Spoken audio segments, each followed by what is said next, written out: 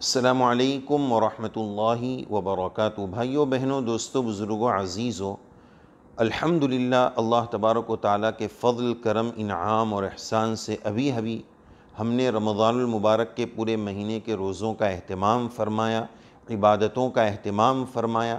اللہ تبارک و تعالیٰ اس کو اپنی بارگاہ میں بے حد شرف قبول عطا فرمائے اور ہمیں بار بار ایسی عبادتوں کی سعادت اور توفیق نصیب فرمائے، اور رمضان جیسی خوشگوار گھڑیاں اللہ تعالی ہمیں اپنی زندگیوں میں بار بار نصیب فرمائے۔ رمضان المبارک گزرنے کے بعد ایک اہم عبادت شوال کے مہینے میں جو ہمارے اوپر آتی ہے وہ ہے شوال کے 6 روزے۔ شوال کے 6 روزے رکھنا یہ مستحب ہے اور بڑی اہم عبادت ہے، اور حدیث پاک سے اس کا ثبوت ہے۔ ابو ایوب انصاری رضی اللہ عنہ سے روایت مروی ہے، مسلم شریف میں روایت موجود ہے۔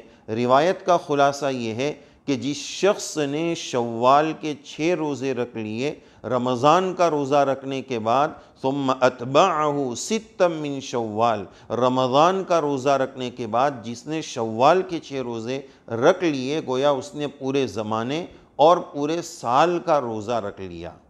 اور حساب بالکل کلیئر ہے، شریعت کا اصول ہے من جاء بالحسنہ فلہ عشر امثالہا، کہ ایک پر اللہ تعالیٰ 10 عطا فرماتے ہیں۔ 29 رکھو یا 30 روزے رکھو تو 300 روزے کا ثواب مل گیا، یعنی 10 مہینوں کے روزے کا ثواب مل گیا۔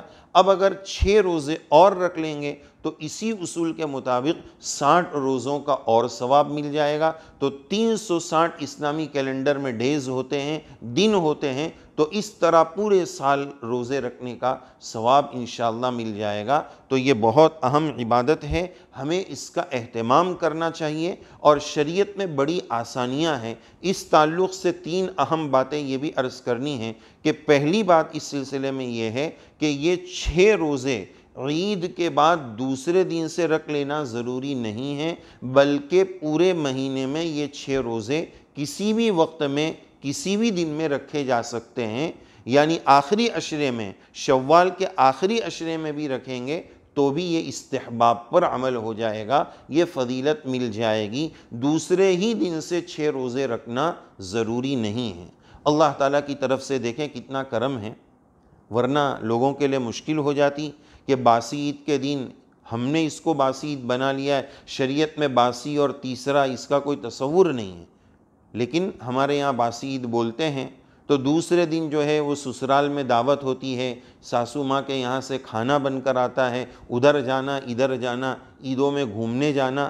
تو اللہ تعالیٰ نے شریعت نے یہاں یہ کرم کر دیا، مسئلے میں آسانی فرما دی کہ یہ 6 روزے پورے شوال میں کبھی بھی رکھ سکتے ہیں۔ رمضان میں ایک ماحول ہوتا ہے تو روزہ رکھنا بہت آسان ہو جاتا ہے، لیکن اس کے بعد کتنا مشکل ہوتا ہے ہم جانتے ہیں۔ تو اس لیے سہولت دی گئی کہ پورے شوال میں یہ 6 روزے کبھی بھی رکھے جا سکتے ہیں۔ دوسری بات، ان 6 روزوں کو کنٹینیو مسلسل ایک ساتھ رکھنا ضروری نہیں، 2 رکھ لیے پھر 2 رکھ لیے، کچھ دنوں کے بعد پھر 2 رکھ لیے، اس کی بھی گنجائش اور اجازت ہے۔ تیسری اور آخری بات یہ عرض کرنی ہے اس سلسلے میں کہ بہت سارے لوگ یہ 6 روزے ایک ساتھ رکھتے ہیں، دوسرے دن سے شروع کر دیتے ہیں یا بعد میں، جب ان کے 6 روزے جب بھی پورے ہو جاتے ہیں تو اس کے بعد وہ ایک عید کا دن اور اپنی طرف سے گڑھ لیتے ہیں کہ آج ایک گویا نئی عید ہے، اور نیا شیر خورما جو ہے وہ بنانے کی زحمت کر لیتے ہیں۔ شیر خورما بنائیں، جو بنانا ہے بنائیں، کوئی مسئلہ نہیں، لیکن اسلامی اعتبار سے اس دن عید کا کوئی کانسیپٹ نہیں ہے، عید کا کوئی تصور نہیں ہے۔